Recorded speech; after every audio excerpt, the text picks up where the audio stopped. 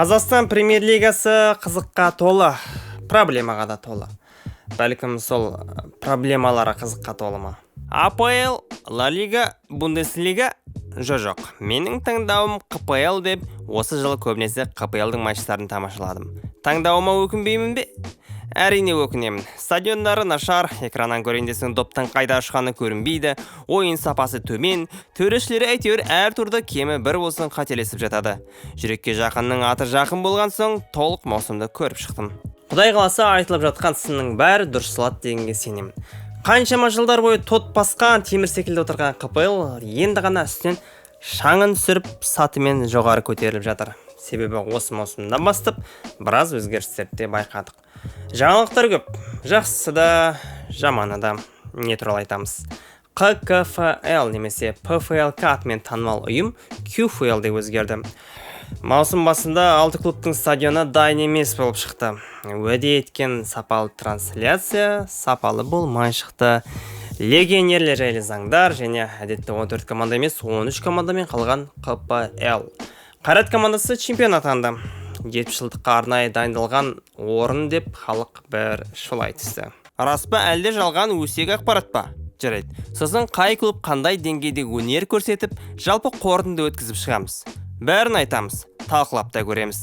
Сіздермен бірге желі ақтарнас және оның жүргізушісі мен Беклан. Қолдау ретінде видеома лайк басып, арнама тіркеле кетіңіздер. Және менен бір үлкен өтініш. Ағамның анасының жағдайы қазір жақсы емес. Сіз біз болып жәрдем етсек, Құдай қаласа барлығы жақсы болады дегенге сенемін. Ең бастысы ниет. Қаржылай көмек бере алсаңыздар, қаржылай берсеңіздер. Қаржылай бере алмасаңыздар, жай ғана осы ақпаратты ғана жақындарыңызбен бөліссеңіздер. Керек сілтемені төменге қалдырып кетемін. Алла разы болсын баршаңызға.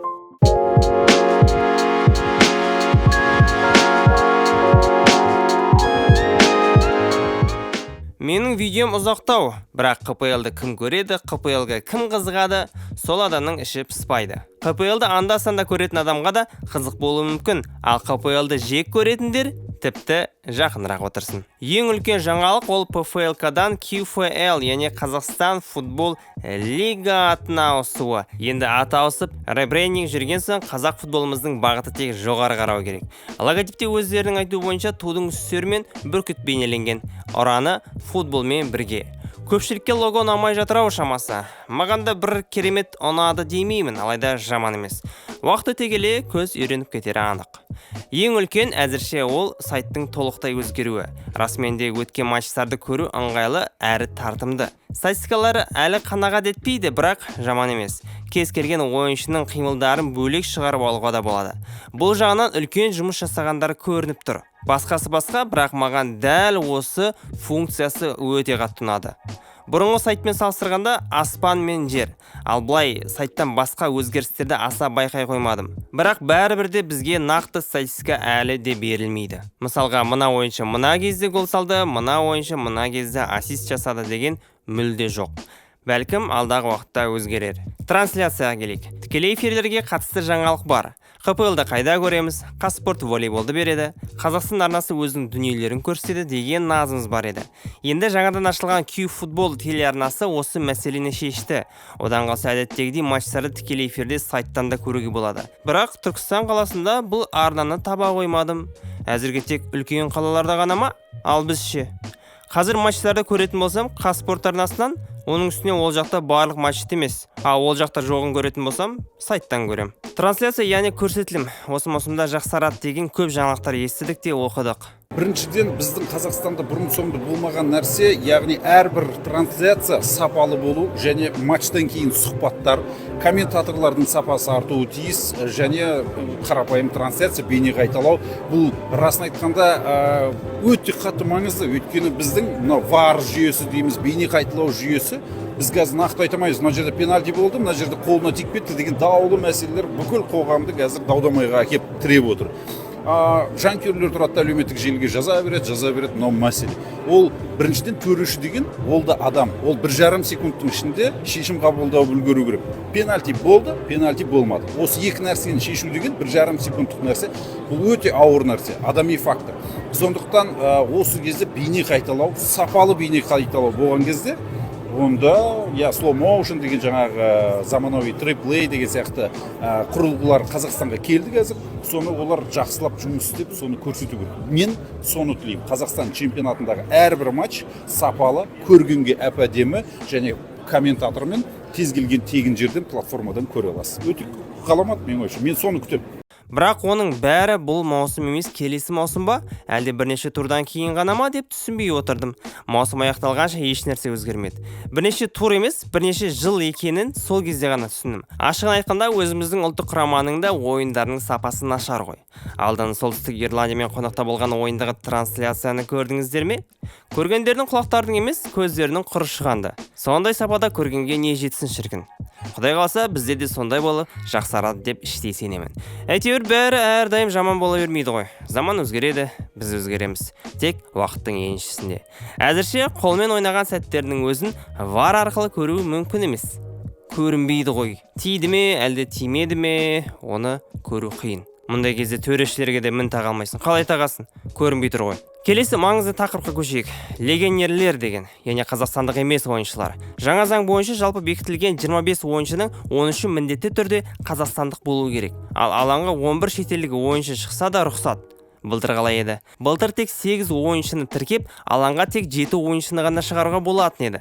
Енді тіпті Еуразиялық экономикалық одаққа кіретін елдер де, яғни Армения, Беларусь, Қырғызстан, Ресей ойыншылары да легионерлер болып саналады. Оған дейін олар сол 7 ойыншыға кірмейтін. Ол кезде 11 ойыншы да ресейлік болып ойнай беруге рұқсат болатын. Сонда сол 11-дің қасында қалған легионерлерді қоссақ болады. Мұндай заңды бірінші лигаға да қосыпты, бірақ ол жақта мүлде керісінше. Өткен жылы ереже бойынша тек 3 қана шетелдік ойыншы алаңда ойнауға рұқсат еді. Ал қазір 25 ойыншының бәрі қазақстандық болу керек. Мұндай жаңалыққа халықтың жартысы риза, жартысы сұмдық деп үн қатуда. Жақтағандардың ойы қалай?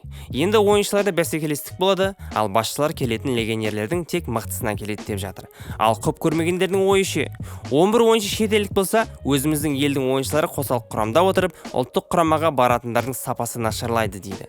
Негізі екі жақтың ойымен де келісуге болады, бірақ өзгеріс енгізбесек, дамып жатқанымыз шамалы. Осы уақытқа дейін неше түрлі заңдар болды ғой. Ешқайсысы жақсы нәтиже алып келмеді. Жалпы әлемді қозғалысқа қарасақ, кез келген шетелдік клубта легионерлер жетеді. Сол секілді Арсенал, Тоттенхэм, Астон Вилланы да қарасаңыздар да, ағылшындық ойыншылар құрамының тек 15-20% ғана құрайды. Кейде тіпті одан да төмен. Ағылшын ұлттық құрамасы нашар ма? Реал Мадрид, Барселонада да испандық ойыншылар санаулы, бірақ Испания құрамасы әлсіз бе? Сонымен бұл заң қалай әсер етті? Тұран деген секілді командалар осыны барынша пайдаланып, ешқандай нәтижеге жетпеді. Үлкен айлық алатын ойыншыны құрамасына алып, ойнатпайтындар да бар. Бұл не сонда? Басшылықтың маусым басындағы қателігі ме, әлде ақша жымқыру ма? Меніңше әлсіз командалар сол әлсіз ойнады, мықтылар мықты ойнады. Былтырғы маусымдармен аса айырмашылықты байқай қоймадым. Келесі ең өзекті және ұят жаңалыққа келдік. ХПЛ әдетте 14 командамен ойнайтын. Осы жолы тек 13 команда ғана.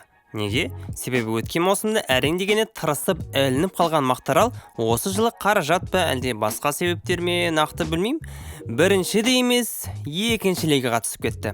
Енді орнына Ақсу келсін деген шешім шықты.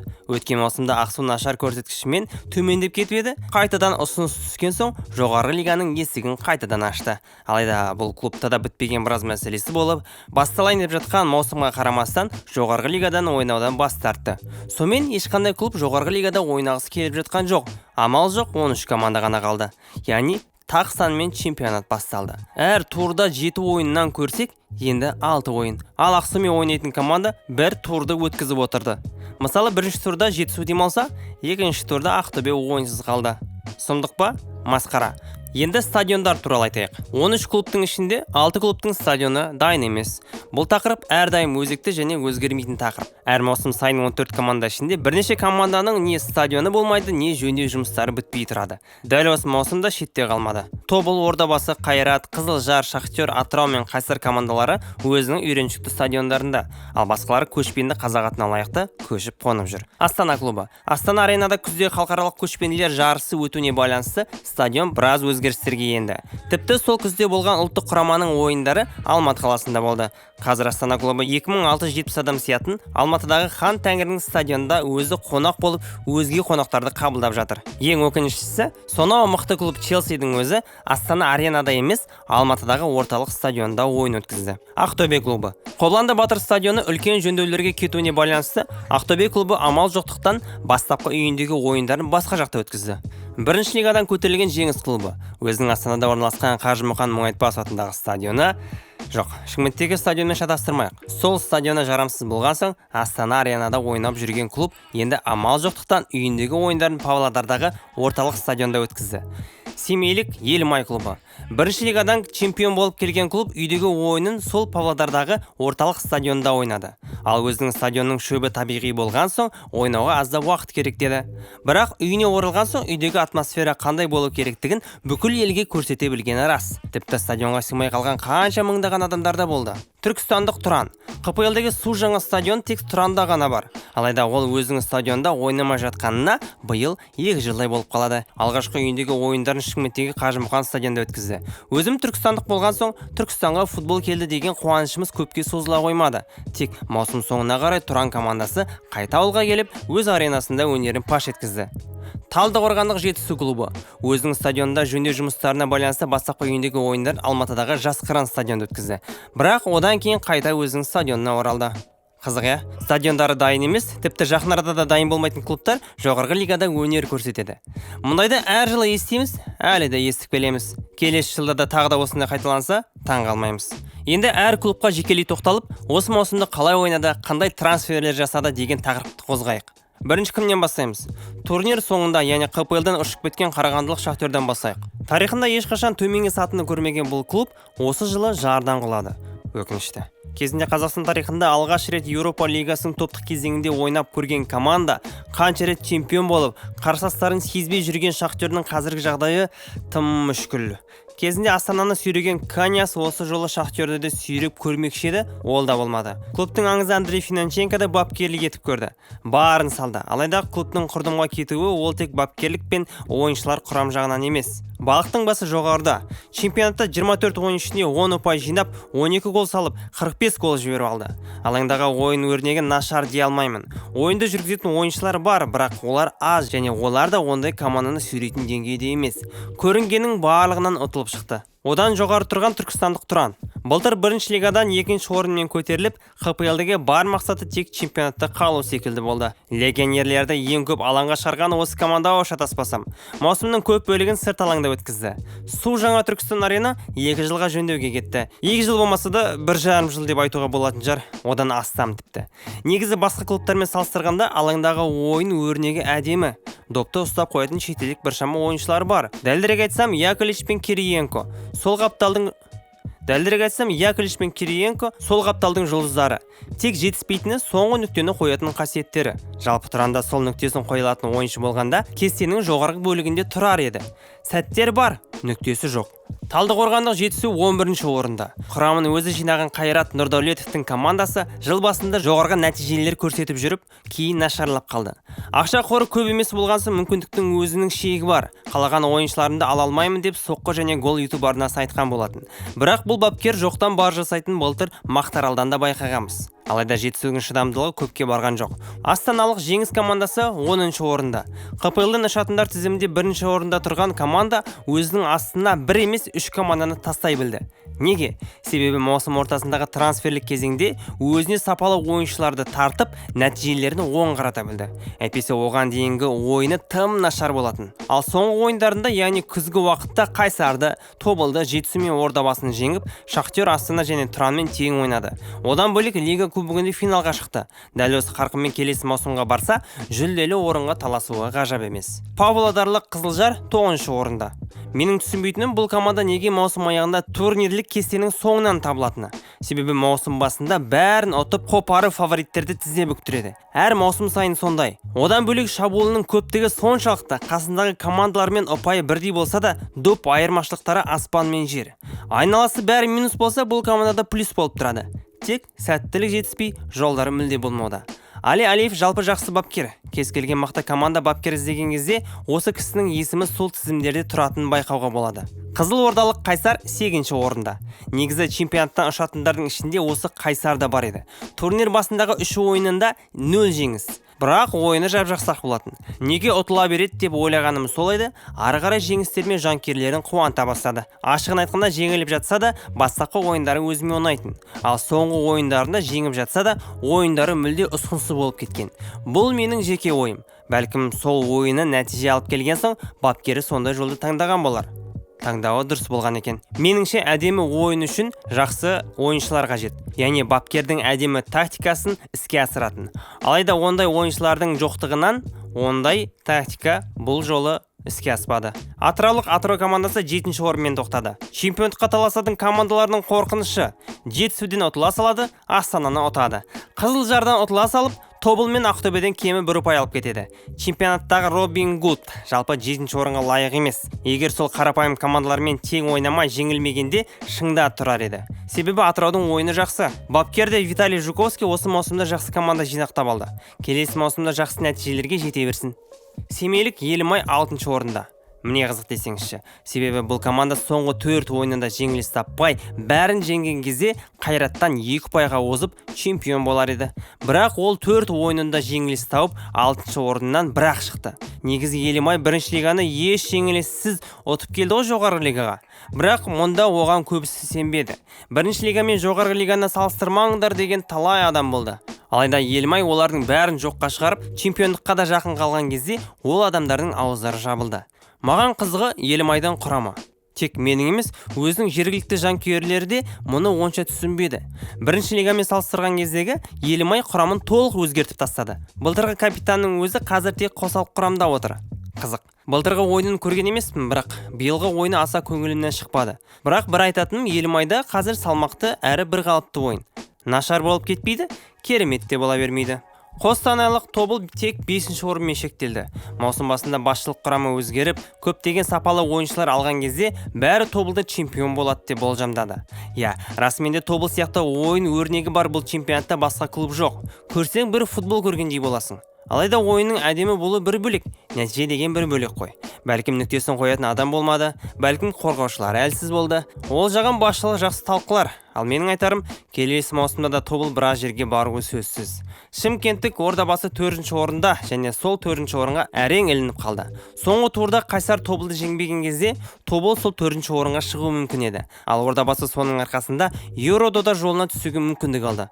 Жарайды, жалпы маусымға келейік. Былтырғы чемпион осы жылда чемпион болуды көздеді. Себебі құрамына көптеген легионерлерді алып, Чемпиондар лигасында жақсы нәтиже көрсетеміз деген үлкен мақсаттары болғаны анық. Алайда басшылық ауысты, бапкер ауысты, біраз ойыншы жарақат үстінде болып, жағдайлары қиындай түсті. Сонымен барлық жақсы мақсаттар құрдымға кете бастады. Тіпті маусым соңында сол құрдымнан алып шығатын матчтарда да жеңіліп, барлық мақсаттарынан айырылды. Соңғы 10 ойында 1 тең ойын, 5 жеңіліс және 4 жеңіс. Әттесе оған дейін жеңілісі тек бір ғана болатын. Бүкіл клубтардың ішінде чемпионатқа ең жақыны осы Шымкенттік клуб қана болатын. Себебі сол 6 жеңіліс ішінен 2 ғана жеңіс тапқанда кубокты көтерер еді. Былтыр Орданың ойыны жоқ деп шулайтын еді. Осы маусымда да сол оқиға қайтадан қайталанды.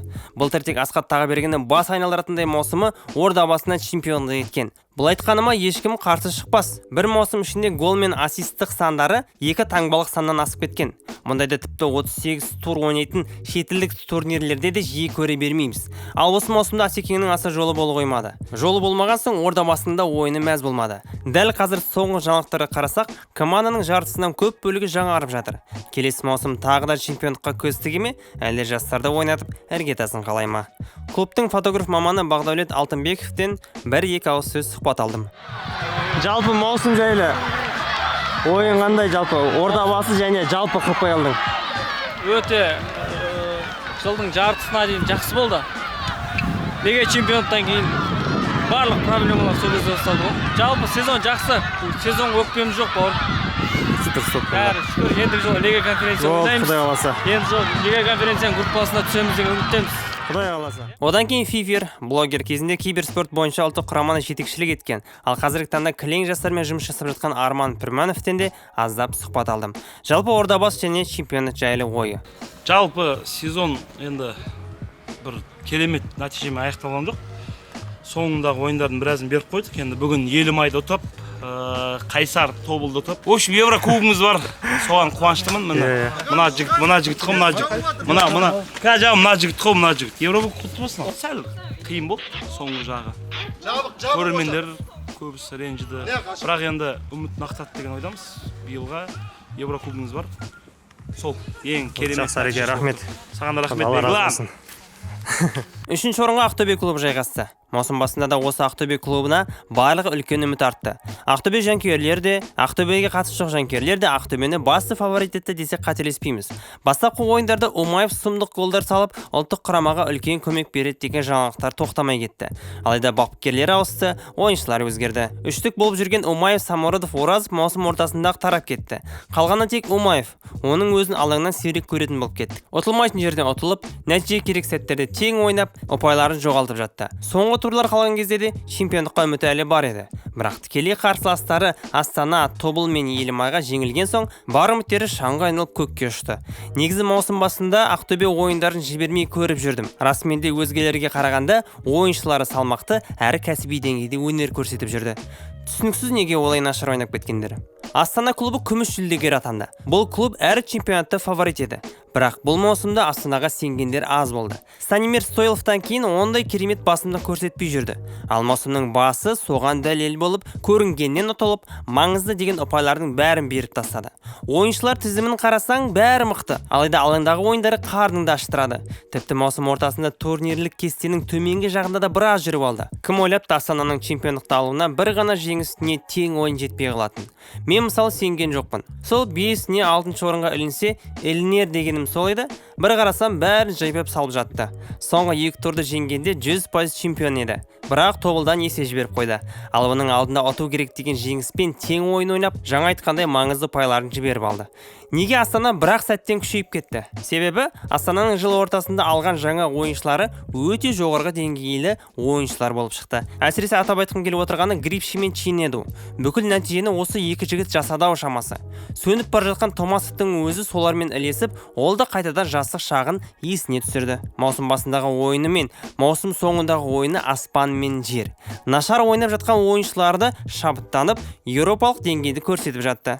Чемпион атанған Алматылық Қайрат клубы. Клубтың 70 жылдығына байланысты бұл клуб нашар ойнаса да, биыл чемпион болады деген сыбыстар өте көп болды. Бірақ мұндайға мен сенемін бе? Әрине жоқ. Шетелде 100 жылдығы болып жатса да, ешқандай нәтижеге жетпей жатқан клубтарды да көрдік. Маусым басында Қайраттың ойыны ұнаған жоқ. Пасы көп, бірақ шабуылы мәнсіз. Доптың бәрін тек өз алаң жақтарында ұстаған соң, допқа иелік ету пайызы соған байланысты жоғары. Өткен чемпионаттарда жарық жұлдыз болған Жоу Пауло осы маусымда сөне бастады. Мүмкін емес деген сәттерді соға білетін бұл кісі қазір ашық салатын сәттердің өзінен мүлт кетіп жатыр. 36 жас деген жастық шақ емес, өзінікін береді. Ал оның қасында ойнаған Сантана Жоудан да өте нашар ойнады. Бразилиялық дуэт өкінішке орай ондай дуэт болмай шықты. Бір қуанатыным Қайрат жастарды көбірек ойнатады. Ордабасыны жеңіп чемпиондық сыйлаған жас баланы бір мақтап қоюға болатын шығар. Одан бөлек өшіп жатып қайта жанған Сейдахметті де атап өтейік. Әрине бала кездегідей шапшаңдық азайып кеткендей, бірақ қазір көбінесе әдемі пастармен қуантады. Кішкене қолдаумен шабыт берсек, бала кездегі жалынын қайта әкелетіндей. Бұл жігітті ұлттық құрамаға не үшін шақырмайды? Түсінбеймін. Одан бөлек Георгия Зарияны айтайық. Алтындардың ішіндегі бриллиант. Бәлкім Чинеду мен Грипшимен қатар тұрған легионер. Тіпті олардан да мықты. Соққылары да, ойын барысындағы қимылдары да таң қаларлық. Чемпиондыққа үлкен үлес қосқан осы Зария. Қайрат жанкүйерлерін құттықтаймыз. Енді жалпы чемпионатты қорытындылап өтсек. Жеке өз ойым чемпион болуға әбден лайық ол Астана. Өзім Ордабасқа жанкүйер болдым, бірақ алаңдағы ойынын қарап, Астанаға Еврододада үміт артуға болатынын түсіндім. Конференция лигасының топтық кезеңіне алғаш турлардан бастап шыққан Астанаға тек қол шапалақ. Чемпионатқа көз тігіп, Еврододасын екінші орынға қойғаны түсініксіз. Ел намысы керек пе, әлде жай клубтық мансап па? Оның үстіне бәрібір екінші орынмен ғана шектелді. Одан да сол қонақтағы ойындарын жеңсе дұрыс болар еді ғой. Ал басқа клубтарымыз бұл Еурокубоктық жолда қуантпады. Ордабасы Петрокубоктен аса алмай, дифференшті әрең ұтты. Пюниктен ойыны қайда жақсы болса да нәтиже шығара алмады. Әттең. Ал ойыны тамаша Тобыл голдарын тамаша салғанымен қорғанысы тым нашар болды. бұрыштамадан көтерген голдың бәрін салдыру деген не масқара. Ақтөбеге де ондай мықты қарсылас түспеген, алайда оларды барлық үмітті жоққа шығарды. Қалғаны тек Астана. Өкінішті. КПЛ, чемпионат, ұлттық құрама, Евродода деп жатырмыз, бірақ ең басты нәрсе ол жастарымызға жас сайыннан жақсы білім беру. Қазіргі таңда баяғы уақыттарға қарағанда жастар лигасына көп көңіл бөлуде. Соның бірі QJ лигасы. Енді ойындарын көрсең, талантты жастар көп екеніне көз жеткізесің. Міне, осыларға жақсы шабыт беріп, болашақтарына балта шаппаса, ұлттық құраманың да, КПЛ-дің де тіректері осылар болады. Құдай қаласа, мен соған сенемін. Ал енді келесі маусымда чемпионатымыз одан да жақсы нәтижемен қуантады деп сенеміз. Одан бөлек жаңадан салып жатқан стадиондар футболдың көркін одан сайын ашар. Расымен де чемпиондар лигасының ойындарын көріп, артынша КПЛ-ді көрсең, көзіңнен қан ақпаса да аздап өзіңмен өзің ренжіп қаласың. Ойын сапасы, алаң сапасы, жарайды. Трансляцияда бір қараңғылау ма, түсініксіз. Мұны да жақсылап қолға алса, біраз жанкүйерлер қуанып қалар еді. Сіздермен бірге желаяқтан асам. Аман болыңыздар.